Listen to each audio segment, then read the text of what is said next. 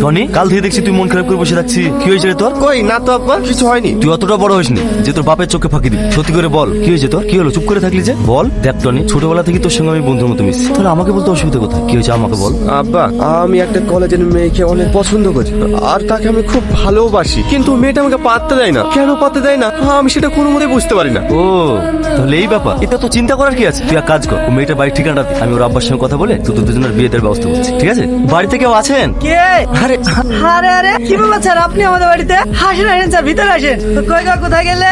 এই দেখো কারা এসেছে, দেখো। কে ইনি? এনাকে তো ঠিক চিনতে পারলাম না। আর আমি যে ফ্যাক্টরিতে কাজ করি সেই ফ্যাক্টরির মালিক, তিনি আমাদের স্যার। হ্যাঁ, আমাদের কি সৌভাগ্য। আপনারা তো ব্যস্ত হবেন না, যেটা বলার জন্য এসেছি। সালমা কি তোমার মেয়ে? হ্যাঁ স্যার, সালমা আমারই মেয়ে। কিছু হয়েছে নাকি? আরে না না, তেমন কিছু না। আসলে আমার ছেলে আপনার মেয়েকে খুব ভালোবাসে, তাই বিয়ের প্রস্তাব নিয়েছি।